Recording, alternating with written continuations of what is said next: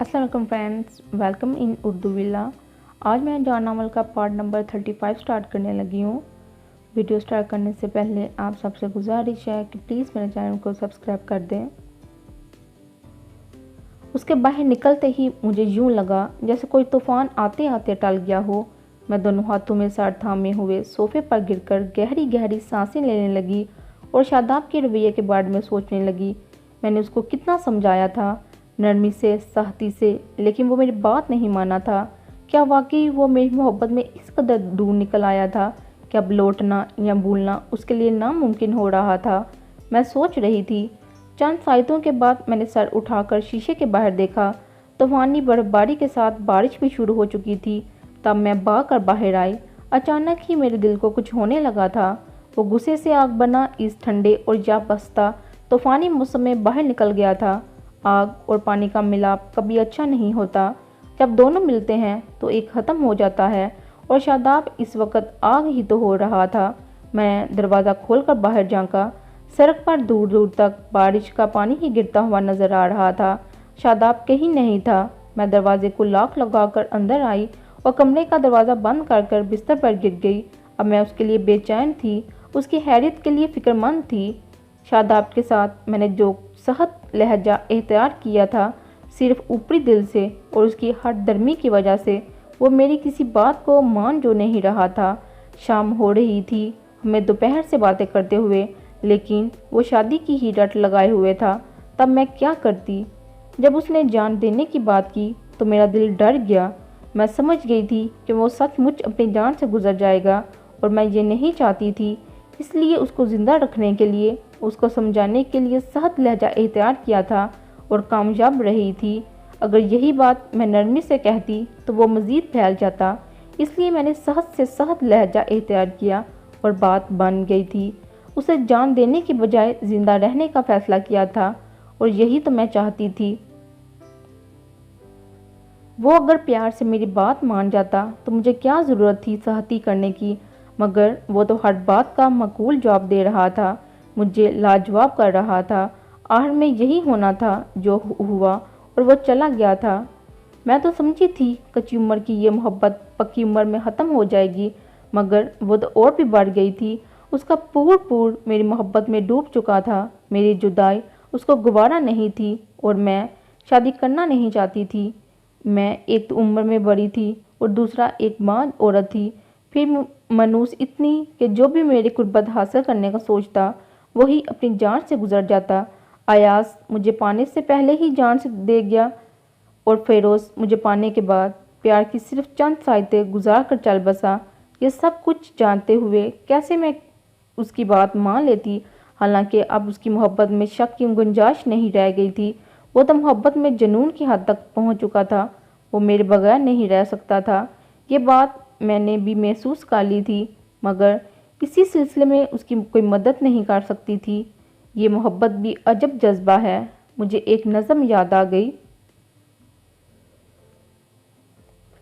मोहब्बत भी अजब शय है कि जब बाजी पर आती है तो सब कुछ जीत लेती है या सब कुछ हार देती है। मोहब्बत मार देती है।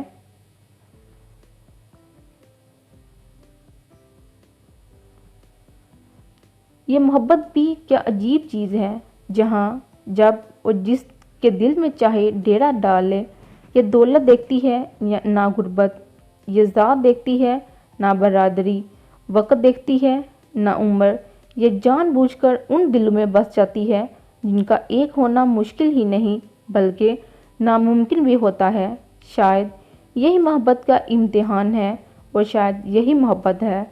जब भी तो ये कतरों की सूरत में शादाब के वजूद में दाखिल हुई और समंदर बनकर फैल गई, जिसमें वो पूरे का पूरा डूब चुका था। मैं उसको बचाना चाहती थी, मगर कैसे, जब वो खुद ही डूबने का ख्वाहिशमंद था। मुझे बहुत दुख हुआ था उसकी हालत देखकर, और पहली बार शायद मैंने उसको जानने के बाद सोचा, काश शादाब तुम मुझसे छोटे ना होते, या फिर मैं एक बांझ औरत ना होती। लेकिन अब चूंकि ये दोनों बातें थी, इसलिए शादाब के हिस्से में मोहब्बत की नाकामी आई थी।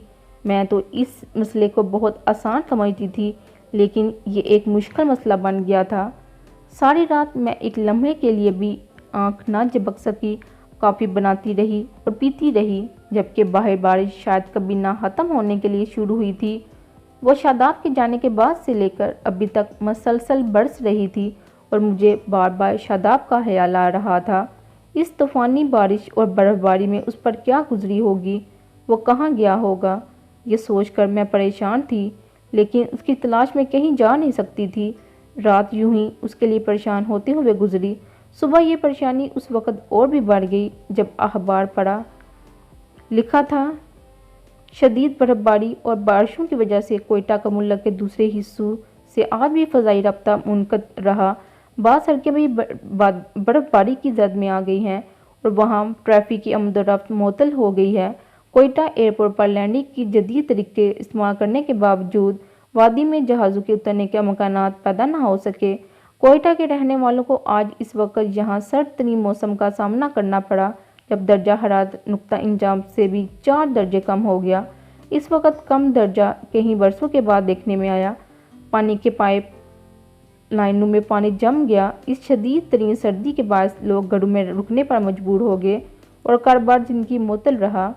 मैंने तवील सांस लेकर अखबार एक तरफ डाल दिया और सोचा, लोग इस सख्त सर्दी में घरों में रहने पर मजबूर हो गए और मैंने इस हराम मौसम में शादाब को घर से निकाल दिया। क्या जाता मेरा अगर वो यहाँ रह जाता। अब वो न जाने कहाँ होगा। अल्लाह खैरियत से हो। बेसाहता मेरे दिल से दुआ निकली और मैं बावर्ची खाने में चली आई। कल दोपहर के बाद से अब तक मैंने कुछ नहीं खाया था। शादाब के उस तरह जाने से दिल परेशान हो गया था, लेकिन अब मैं किचन में आई। कल का बचा हुआ सालन यूं ही पड़ा था। मैं कुछ देर उसको देखती रही, फिर बगैर कुछ खाए पिए बाहर आई। बर्फबारी अब भी हो रही थी। मैं कितनी ही देर तक बरामदे में डाइनिंग टेबल की कुर्सी पर बैठी बाहर देखती रही और शादाब के बारे में सोचती रही। फिर उठकर अंदर आई तो शादाब के बैग पर नज़र पड़ गई। मैंने कुछ देर सोचा, फिर बैग उठाकर बेड पर आ बैठी। बैग खोलकर देखा तो शादाब के 3-4 सूटों के साथ टूथपेस्ट और टूथब्रश के अलावा एक डायरी थी और साथ वो छोटी सी महमलिया डिबिया, जिसको मैं पहले भी देख चुकी थी कि ये अंगूठी अपनी पसंद पर शादाब ने मेरे लिए ही तो खरीदी थी, मगर इस वक्त मैंने उसको कबूल करने से इनकार कर दिया था। फिर मैंने डायरी देखी। पहले सोचा निकाल कर देखूं तो सही भला क्या लिखा शादाब ने, लेकिन फिर ये सोचकर अपना इरादा बदल दिया कि उसने मेरे बारे में ही लिखा होगा। इसलिए मैंने जैसे खोला था वैसे ही बंद कर दिया और शादाब के बारे में सोचने लगी। कहाँ गया होगा वो? यहाँ तो उसका कोई जानने वाला भी नहीं। फिर कहाँ रहा होगा वो? शादाब शदीद गुस्से और गम के आलम में जल्दी से घर छोड़कर बाहर निकल आया था। अगर वो मजीद वहाँ रुकता तो मारे गुस्से के न जाने क्या कर बैठता, जबकि वो आयशा के साथ कोई ज्यादती करना नहीं चाहता था। यही वजह थी कि वो निकल आया था मौसम की परवाह किए बगैर, और अब बारिश और बर्फबारी की वजह से पनाह की तलाश में था। मगर एक तो सवारी नहीं मिल रही थी, दूसरा ये समझ में नहीं आ रहा था कि कहाँ जाए। किसी होटल में जा नहीं सकता था कि गुस्से में पैसों वाला बटवा भी वहीं छोड़ आया था कि वो वर्दी में था जो उसने सुबह उतारी थी। तब उसे क्या मालूम था कि अचानक घर छोड़ना पड़ जाएगा। अगर ये मालूम होता तो वो बटवा सूट की जेब में रख लेता, मगर अब वो मुसलसल चलता जा रहा था और सोचता भी। सोचते सोचते अचानक से याद आया कि रेंजर के कैप्टन ज़ियाउर रहमान का अभी पिछले माह ट्रांसफ़र कोयटा हुआ था और चूंकि वो अभी तक गैर शादीशुदा था, इसलिए इसकी रहाइश अभी ऑफिसर्स मेस में ही थी। शादाब ने उसके पास जाने का फैसला किया, मगर अब मसला सवारी का था। बहुत देर बारिश में भीगने के बाद बलाहिर उसे एक टैक्सी मिल गई और शादाब ने मेस का पता बताया। वो दरवाज़ा खोलकर अंदर बैठ गया और आयशा के बारे में सोचने लगा। वो बिल्कुल अचानक बदली थी। शादाब के वहम व गुमा में भी ये बात नहीं थी कि जब वो शर्त पूरी करके उसको पाने की तमन्ना करेगा तो हालात ऐसे ही हो जाएंगे। वो तो खुशी खुशी पेशावर से रवाना हुआ था कि उसको साथ लेकर चारसदा जाएगा। माँ को वो कई बरसों से शादी के लिए टल रहा था, लेकिन यहाँ पहुंचकर तो सारे हवा बिखर गए थे। किस बेदर्दी से और बेरहमी से आशा ने उसको ठुकराया था, इतनी गहरी ज़रब ज़हनी तौर पर उसको लगाई थी। उसकी मोहब्बत का मजाक उड़ाया था, उसकी मौत की अहमियत नहीं थी और किस कदर सफाकी से कहा था, मेरी मोहब्बत में जान देने की बातें करते हो, बहुत सस्ती चीज़ देने की बात करते हो। वो मसलसल उसके बारे में सोच रहा था कि टैक्सी रुकी। शादाब चौंका, फिर मैस के गेट के बाहर ही टैक्सी वाले को रुकने का इशारा करते हुए बोला, मेरे पास पैसे नहीं हैं, तुम रुको, मैं अभी अंदर जाकर बेचता हूँ। और लंबे लंबे डग बढ़ता हुआ वो इमारत की तरफ चल पड़ा, दिल में सोचते हुए कि अल्लाह करे ज़िया मिल जाए, अगर वो ना मिला तो टैक्सी के बिल का क्या होगा। लेकिन थोड़ी सी तलाश और पूछगिछ के बाद उसको ज़िया के कमरे का पता चल गया। शादाब ने दरवाजे पर दस्तक दी और सा झटकने लगा। इतनी तेज़ बारिश और बर्फबारी में फिरने की वजह से उसकी तबीयत सख्त खराब हो रही थी और ज़्यादा तो आयशा की बातों और उसके रवैये ने खराब की थी। दरवाज़ा खुला और ज़िया का चेहरा नजर आया। शादाब ने चेहरा देखकर वो बुत बना रह गया। हैरत से शादाब को देखने लगा। रास्ता छोड़ोगे या दिक्कत दूँ? शादाब ने आयशा का गुस्सा उस पर निकालते हुए कहा, अरे आओ आओ, ये तुम्हें इस मौसम में आने और भीगने की क्या सूझी? ज़िया एक तरफ हटकर रास्ता देते हुए पूछा। शादाब ने उसकी बात का जवाब देने की बजाय बाथरूम की तरफ बढ़ते हुए पूछा, कोई फालतू सूट होगा तुम्हारे पास? फालतू क्यों यार, मेरे बहुत सारे अच्छे सूट हैं, जो जी चाहे पहन लो। ज़िया ने हंसते हुए उसको अलमारी खोलकर एक सूट थमा दिया, जिसे लेकर वो बाथरूम में चला गया। उसके बाहर आने तक ज़िया चाय के लिए पानी रख चुका था। ये सोच कर के इस बरसात में अब भीगता हुआ कैंटीन चाय के लिए जाना मुनासिब नहीं होगा, बेहतर है कि हीटर पर ही तैयार कर ली जाए। वैसे वो शादाब की आमद पर हैरान था कि वो बगैर इत्तला के कैसे चला आया। वो गुसलखाने से बाहर आया और सीधा ज़िया के बेड की तरफ चला गया। कहाँ से आवारगी करते हुए आए हो? ज़िया ने बेतकल्फी से पूछा तो शादाब को अचानक टैक्सी ड्राइवर याद आ गया। उसने चौंकते हुए कहा, यार बाहर गेट पर टैक्सी वाला बिल के लिए खड़ा है। ज़िया ने हैरत से शादाब को देखा तो शादाब ने कहा, मेरे पास कोई पैसा नहीं है, जाओ उसको फारग कर कर आओ। और खुद बेड पर गिरने वाले अंदाज में लेट गया, जबकि ज़िया छतरी लेकर फौरन बाहर निकल गया। थोड़ी देर बाद वो वापस आया तो शादाब उसके बेड पर आंखें बंद किए पड़ा था। शादाब, अरे क्या हुआ? ज़िया कप वापस रखकर उसके करीब आया, झुककर देखा, फिर उसकी आंखों में तशवीश नज़र आने लगी। अर्दली को भी वो छुट्टी दे चुका था और अब इस तूफ़ानी रात में शादाब के सराहने खड़ा सोच रहा था, अब करे तो क्या करे। अगर ऐसे में शादाब को तन्हा छोड़कर यूनिट के डॉक्टर को बुलाने चला गया तो बाद में कहीं शादाब की हालत मज़ीद बिगड़ ना जाए।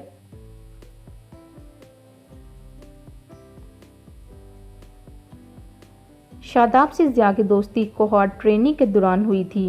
वो पंजाब का रहने वाला था और उसकी ट्रेनिंग का वो आखिरी साल था। जब शादाब कोहॉर्ट आया था तो ज़िया 2 साल से वहाँ था। उसने किसी लड़के को इतनी मेहनत करते ना देखा था जितनी शादाब कर रहा था। ज़िया इसकी ट्रेनिंग पर भरपूर मेहनत और तवज्जो देखकर हैरान होता था। ज़िया ही क्या, हर एडजुटेंट ही उसकी मेहनत पर हैरान और खुश होकर उसे शाबाश देता। फौज की ट्रेनिंग में 4 चीज़ें अहम होती हैं। सबसे पहले पीटी, फिर ड्रिल, उसके बाद क्लासरूम की पढ़ाई और दीगर मसरूफियात के अलावा शादाब गेम्स और सेंटर की लाइब्रेरी से फौजी नवेद की किताबें लेकर भी पढ़ता। किताबें पढ़ना तो है अपनी मर्जी थी, उसमें कोई ज़बरदस्ती नहीं थी, मगर बाकी की मसरूफियात ज़रूरी थी। उन सब में शादाब को ज़िया ने मुस्तैद पाया था। हालांकि सुबह की पीटी और शाम को गेम्स में अक्सर लड़के सुस्ती कर जाते थे। खुद ज़िया भी कभी कभी सुस्ती कर जाता। अगरचा शाम को खेलना बहुत ज़रूरी था, मगर कभी कभी बीमारी का बहाना करके छुट्टी की जा सकती थी। मगर शादाब, वो तो अलील सुबह तुलुल आफ्ताब से भी पहले निक्कर पहनकर 1 घंटा पीटी ज़रूर करता था। ड्रिल में तो खैर कोई नागा कर ही नहीं सकता था और ना ही क्लासरूम की पढ़ाई में, मगर शाम को पढ़ने तो खैर कोई कम ही जाता था, लेकिन चंद एक खेलने भी जाते थे। जबकि एक शादाब था जो खेलने के बाद पढ़ने भी ज़रूर जाता। 1 साल बाद जब ज़िया की ट्रेनिंग मुकम्मल हुई तो वह GHQ के ही एक अहम शोबे में बतौर लेफ्टिनेंट ज़िया को ड्यूटी लगाई गई। फिर बाद में ज़िया को पंजाब रेजिमेंट के साथ हमेशा के लिए मुंसलिक करके लाहौर छावनी भेज दिया गया। वहाँ से साल बाद जब ज़िया को सियालकोट छावनी भेजा गया तो शादाब भी वहाँ आ चुका था। एक दूसरे को देखकर हैरान भी हुए, खुश भी। उसके बाद उनकी दोस्ती पक्की होने लगी اور پھر یہ اتفاق ہی تھا کہ اس ملاقات کے بعد دونوں کے ساتھ ساتھ ہی ٹرانسفر ہوتے رہے تھے۔ شاداب اب پہلے سے بھی زیادہ محنت کرتا تھا تاکہ آفیسرز خوش رہیں، اور ضیاء اس سے کہتا تھا، کیوں اتنی محنت کرتے ہو؟ قبل از وقت تمہیں کچھ نہیں ملے گا۔ دوست، تمہیں جلدی کس بات کی ہے؟ ابھی تمہاری عمر ہی کیا ہے؟ عمر کی بات نہ کرو، باقی جلدی ہے مجھے کسی بات کی۔ 5 سال کے اندر میجر کا رینک حاصل کرنا ہے، وہ کہتا اور کسی گہری سوچ میں ڈوب جاتا۔ کیپٹن تو بن جاؤ، پھر میجر کی بات کرنا، ضیاء نے مذاق اڑاتے ہوئے کہا۔ ایسا اکثر ہوتا تھا، وہ جب بھی قبل از وقت رینک حاصل کرنے کی بات کرتا تو ضیاء اس کا مذاق بنا لیتا، مگر اچانک پنڈی کے اسلحہ ڈپو میں کامیابی سے تحریری کاری پر قابو پانے کی وجہ سے دوسرے آفیسر کے ساتھ ان دونوں کی پروموشن بھی ہوئی تھی اور وہ دونوں لیفٹیننٹ کی مدت پورے کیے بغیر کیپٹن بن گئے تھے۔ شاداب بہت خوش تھا۔ اس نے الٹری میس میں سب دوستوں کو شاندار دعوت کھلائی اور ضیاء سے کہا تھا، ارے مجھے یقین ہے کہ میں جلدی میجر کا رینک حاصل کر لوں گا۔ اس کے لیے اس نے اپنے طور پر کچھ کوششیں بھی ضرور کی تھیں، مگر اس کو کیا کہا جائے کہ کچھ عرصے بعد جب اپنے یونٹ سے عارضی طور پر ان کی مارشل لا ہیڈ کوارٹر میں کر دی گئی، جہاں جاتے ہی ترقی کا خواب ادھورا رہ گیا۔ پھر جب یہ عارضی ڈیوٹی ختم ہوئی تو شاداب نے شمالی علاقہ جات کی طرف جانے کی خواہش ظاہر کی اور اسے اسکردو چھاونی بھیج دیا گیا۔ یہ بھی رینک حاصل کرنے کی طرف اس کی ایک کوشش تھی۔ وہ اسکردو چلا گیا۔ ضیاء کو سنگھ چھاونی بھیج دیا گیا تھا۔ بعد میں شاداب اسکردو سے سیاچن گلیشیر پر چلا گیا تھا۔ وہاں سے واپسی پر اس کی ڈیوٹی پشاور کینٹ لگا دی گئی تھی، جبکہ ضیاء کو سندھ سے کوئٹہ بھیج دیا گیا تھا۔ اب بس کبھی کبھار فون پر ہی ان کی ملاقات ہوتی تھی۔ شاداب کا انٹرویو چھپنے کے بعد، جو کہ سیاچن سے آنے کے بعد محض اس کارنامے کی وجہ سے اخبار والوں کو ISPR والوں نے بھیجا تھا، اخبار میں انٹرویو میں پڑھنے پر ہی ضیاء کو پتہ چلا تھا کہ ضیاء کسی کی محبت کا اسیر ہو چکا ہے۔ یہی وجہ ہے، ضیاء نے فون کر کے ہنستے ہوئے پوچھا تھا، بھئی تمہاری زندگی کا وہ دوسرا مقصد پورا ہوا کہ نہیں؟ میجر تو تم بن چکے ہو۔ جواباً شاداب نے ہنس کر کہا تھا، بس یار تھوڑے دن رہ گئے ہیں اس کو پانے میں، آج کل اس سے ملنے کی تیاری میں مصروف ہوں، بہت جلدی خوشخبری دوں گا تمہیں۔ سنو، شادی پر مجھے بلانا نہ بھولنا، ضیاء نے کہا تھا، اور شاداب نے ہنستے ہوئے فون بند کر دیا تھا۔ یہ آج سے 15 دن پہلے کا ہی واقعہ تھا اور اس وقت شاداب نیم بے ہوشی کی حالت میں سامنے پڑا تھا۔ کیا ہوا اس کو؟ یہ کوئٹہ کب آیا؟ ضیاء سوچ رہا تھا، اور باہر بارش طوفانی انداز میں برس رہی تھی۔ آخر ضیاء نے ساتھ والے روم سے کیپٹن زاہد کو یونٹ کے ڈاکٹر کے پاس بھیجا اور خود تشویش سے ضیاء کو دیکھنے لگا۔ 3 دن شاداب صحت بخار میں جلتا رہا۔ وہ نیم بے ہوشی میں نہ جانے کیا بڑبڑاتا تھا۔ ڈاکٹر اس کو دیکھنے برابر آ رہا تھا۔ ضیاء حیران سا اس کی بڑبڑاہٹ سنتا، جو ایک ہی بات کہتا تھا، نہیں نہیں، یہ نہیں ہو سکتا، اب میں یہ سب برداشت نہیں کر سکتا، پلیز ایسا مت کریں اب آپ میرے ساتھ یہ زیادتی مت کریں، یہ سب مجھ سے برداشت نہیں ہوگا۔ ضیاء کی سمجھ میں یہ نہیں آیا تھا کہ وہ زیادتی کرنے والا شاداب کو اس حالت میں پہنچانے والا کوئی مرد تھا یا عورت۔ تیسرے دن رات کو اس کی حالت سنبھل گئی تھی اور اس نے آنکھیں کھول لی تھی۔ ضیاء اس کے قریب ہی بیٹھا تھا۔ شکر ہے تم نے آنکھیں تو کھولی، ضیاء اس پر جھکتے ہوئے بولا۔ کیوں؟ مجھے کیا ہوا؟ شاداب نے فوراً اٹھنے کی کوشش کی۔ تمہیں تو صرف بارش اور برف باری کا لطف اٹھانے کی وجہ سے بخار ہوا تھا، لیکن پریشان میں تھا، ضیاء نے کہا تو شاداب کو سب کچھ یاد آ گیا۔ جانتے ہو، تم پورے 3 دن بعد ہوش میں آئے ہو، ضیاء کہہ رہا تھا، اور سینے کے اندر شاداب کا دل دھڑک رہا تھا۔ اس نے سوچا، اس دشمن جان سے بچھڑے ہوئے 3 دن گزر گئے، جبکہ پشاور سے وہ سوچ کر آیا تھا کہ اب اس کی ایک لمحے کی جدائی بھی برداشت نہ کروں گا، اور اب پورے 3 دن سے یہاں پڑا ہوں۔ گویا اس کی اور میری راہیں جدا ہوئے پورے 3 دن گزر گئے، اس کے باوجود میں زندہ ہوں۔ وہ کیسی ہوگی کہ اپنی غلطی پر پشیمان ہوگی؟ اس کے کھونے کا یہ دکھ جو میرے اندر باہر پھیل گیا ہے، کیا اس نے بھی یہ سب محسوس کیا ہوگا؟ شاداب نے سوچا۔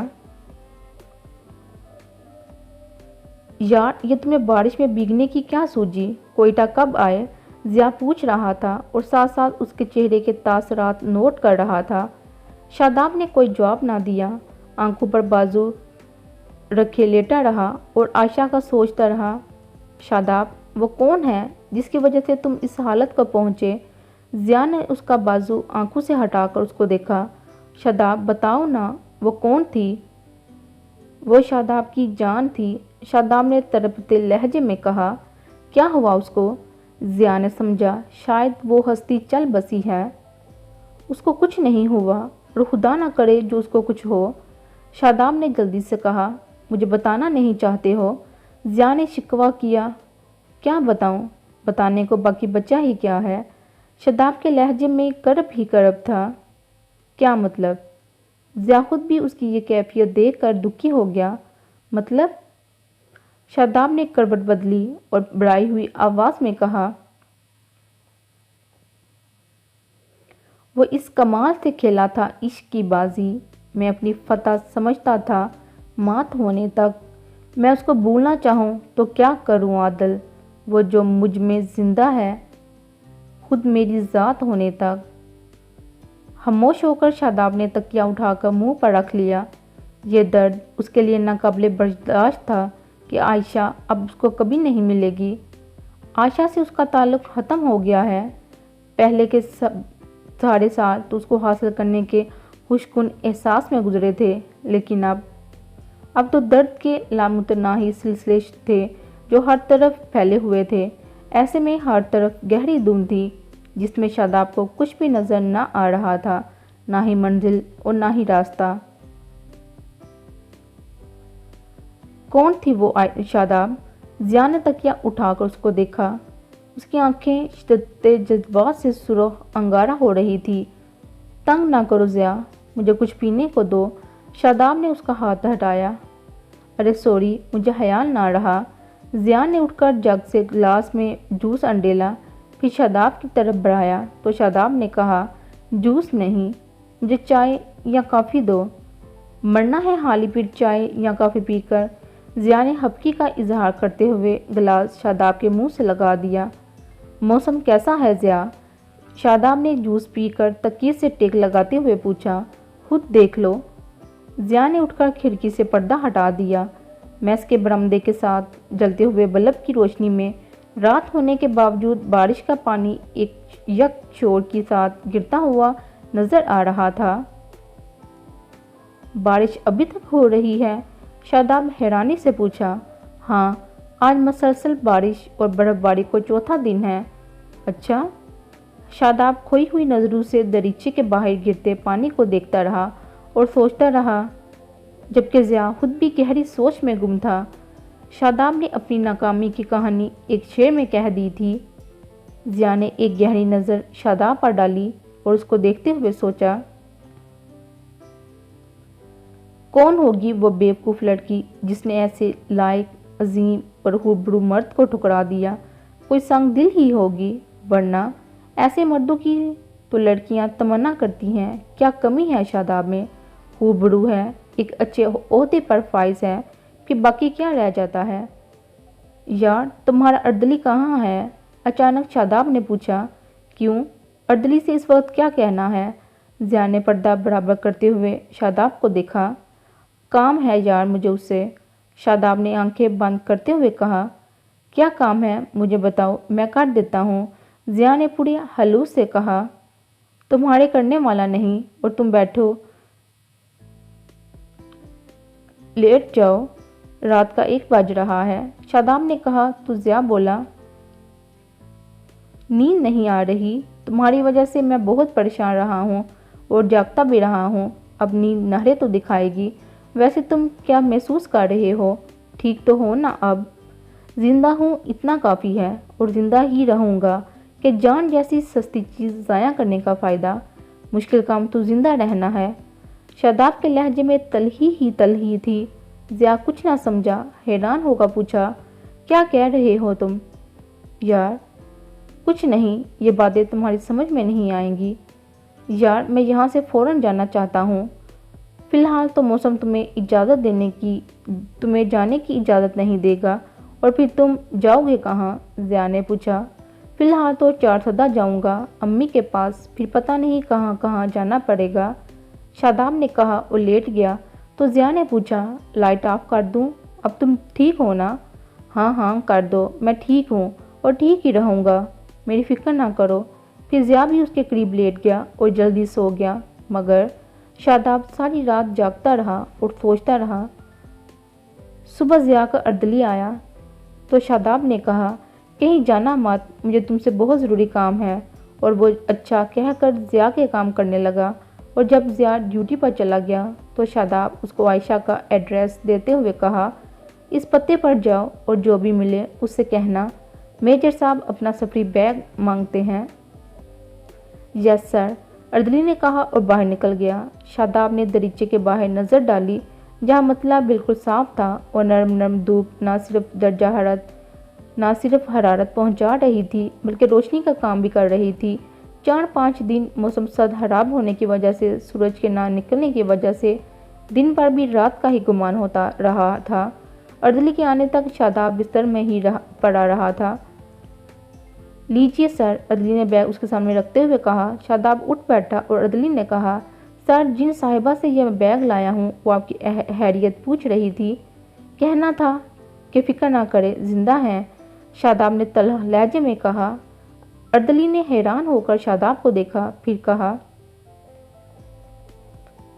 سر میں نے ان کو بتا دیا کہ آپ کی طبیعت 3 دن بہت خراب رہی لیکن اب کچھ ٹھیک ہے۔ پھر شاداب نے جلدی سے پوچھا، وہ سننا چاہتا تھا کہ جواب میں عائشہ نے کیا کہا، کیا وہ اس کے لیے پریشان تھی؟ شاید یہی وجہ تھی۔ پھر کچھ نہیں سر، وہ میری بات سن کر چپ رہیں، تاہم وہ خود بھی بہت سخت بیمار ہے، اردلی نے بتایا۔ کیا؟ بیگ کی زپ کھولتے ہوئے شاداب کے ہاتھ رک گئے۔ جی سر، بہت بار دستک دینے پر وہ دروازہ کھولنے آئی تھی اور معذرت کرتے ہوئے کہا، معاف کرنا، میری طبیعت ٹھیک نہیں ہے اس لیے دیر ہو گئی۔ اردلی ہمدردی میں نہ جانے کیا کیا کہہ رہا تھا، مگر شاداب تو سوچ میں گم تھا۔ اس کی طبیعت ٹھیک نہیں اور وہ اکیلی ہے، اگر ایسے میں کچھ ہو گیا تو کیا مجھے اس کے پاس جانا چاہیے؟ کیا وہ میری آمد کو پسند کرے گی؟ بیمار ہے تو رہے بیمار، ان تنہائیوں کا انتخاب اس نے خود کیا ہے، اب بھگتے، مجھے کیا ضرورت پڑی ہے جانے کی یا پوچھنے کی؟ اس نے بیگ کھول کر ایک نظر ڈالی، سب سے اوپر اس کی وردی طے کر رکھی گئی تھی اور یہ کام ظاہر ہے عائشہ نے کیا تھا کہ اس نے تو وردی ہینگر میں لٹکا کر وارڈروب میں رکھی تھی۔ شاداب نے وردی نکالی اور دیکھا، باقی چیزیں ویسے ہی رکھی تھی جیسے شاداب نے خود رکھی تھی، گویا اس نے کسی چیز کو ہاتھ نہ لگایا تھا، صرف وردی طے کر کے بیگ میں رکھی تھی۔ شاداب نے وہ چھوٹی ڈبیا کھول کر دیکھی، انگوٹھی اس میں موجود تھی۔ وہ کتنی دیر انگوٹھی کو دیکھتا رہا، پھر کہہ کر انگوٹھی بیگ کے ایک کونے میں ڈال کر وردی سے پیسوں والا بٹوا نکال کر دیکھا، ساری رقم ویسی ہی پڑی تھی اور بٹوے کے دوسرے حصے میں عائشہ کی تصویر ویسے ہی موجود تھی جیسے شاداب نے خود رکھی تھی۔ خود مختار ہیں، ان کو کیا ضرورت کسی کی چیز کی؟ وہ غصے سے بڑبڑایا۔ کیا ہوا سر؟ اردلی پوچھنے لگا۔ کچھ نہیں، تم جلدی سے یہ وردی استری کرو، دیر نہیں کرنا، شاداب نے کہا اور خود تولیہ لے کر غسل خانے میں چلا گیا۔ وہ غسل کر کے باہر آیا تو اردلی وردی استری کر چکا تھا۔ شاداب نے وردی پہن کر بال میں برش کیا اور پھر اسے ضیاء کے لیے پیغام دے کر باہر نکل آیا۔ میس کے گیٹ کے باہر ہی اس کو ٹیکسی مل گئی، ایک جورا اس میں سے اترا تھا۔ شاداب نے بیگ پچھلی سیٹ پر پھینکتے ہوئے ڈرائیور کو ایئرپورٹ چلنے کا کہا اور خود بھی دروازہ کھول کر اندر بیٹھ گیا۔ کوئٹہ کا موسم بارش اور برف باری کے بعد بہت خوبصورت ہو رہا تھا، ہر چیز دھندلی لگ رہی تھی، مگر شاداب ان سب باتوں سے لاپرواہ آنکھیں بند کیے کسی گہری سوچ میں گم تھا۔ ایئرپورٹ پر اس کو ٹکٹ کے حصول میں زیادہ مشکل پیش نہ آئی تھی، محض اپنی وردی کی وجہ سے اس کو آسانی سے اسلام آباد کا ٹکٹ مل گیا تھا اور اسلام آباد سے پشاور کا ٹکٹ بھی اسے اسی آسانی کے ساتھ مل گیا۔ پشاور ایئرپورٹ سے ٹیکسی پکڑ کر وہ سیدھا میس گیا اور پھر وہاں سے جیپ لے کر چارسدہ روانہ ہو گیا تھا۔ جیپ گھر کے باہر روک کر جب وہ گھر میں داخل ہوا تو ماں دھلے ہوئے کپڑے پھیلا رہی تھی۔ شاداب کو اچانک سامنے دیکھ کر چونک پڑی، پھر کپڑے وہیں چھوڑ کر شاداب کی طرف بڑھی تو سلام کرتے ہوئے شاداب اس کے گلے لگ گیا۔ रकीया ने उसका मुंह चूमा, फिर दवाएं देते हुए पूछा, अचानक कैसे आ गए बेटा? आपसे मिलने आया हूँ और आप आज भी काम में मसरूफ़ हैं। अब मैं आपको साथ लेकर जाऊँगा, शादाब ने नाराज़ होते हुए कहा। बेटा, काम अब सब मिलकर करते हैं। अब तो मीना भी बड़ी हो गई है, वो भी हमारे साथ काम करती है और भाभी खुद भी काम करने लगी हैं। रकीया ने उसका गुस्सा काम करने के लिए कहा। खैर, इस बार मैं आपको साथ लेकर ही जाऊँगा, शादाब ने माँ के साथ सेहे में बिछी चारपाई पर बैठते हुए कहा। जाऊँगी तुम्हारे साथ, लेकिन अब पहले तुम्हारी शादी करूँगी। रकीया ने ऐसे में वही बात की जो माएँ बेटू के जवान होने पर करती हैं, खासकर कमाने के बाद। मेरी शादी? शादाब के अंदर आग जल उठी। हाँ, तुम्हारी शादी। कब से नौकरी कर रहे हो, लेकिन जब भी शादी का नाम लेती तुम कहते कि माँ ज़रा मेजर बन जाने दो, फिर तुम्हारी ख्वाहिश पूरी कर दूंगा। अब तो तुम मेजर बन चुके हो, बल्कि बहुत पहले बन चुके हो। अब क्या रुकावट है? हाँ, मेजर तो बन गया हूँ, मगर शादाब ने हसरत भरी सांस ली। अगर मगर खत्म, अब मैं इंतज़ार नहीं कर सकती। अगर तुम्हें कोई लड़की पसंद है तो बता दो, वरना मैं अपनी मर्ज़ी से तुम्हारी शादी कर दूंगी। रकीया मोहब्बत से उसको देखते हुए कह रही थी। एकदम ही शादाब का मूड ऑफ हो गया। उसने सख्त लहजे में कहा, अम्मी, मेरी शादी को भूल जाएं, मैं कभी शादी नहीं करूँगा। आखिर आपके सर पर शादी ही क्यों सवार रहती है? और कोई औलाद जो नहीं है मेरी, जब है ही तू, तो फिर तेरी ही शादी की बात करूँगी। मुझे नहीं करनी शादी, शादाब ने दबे लहजे में कहा।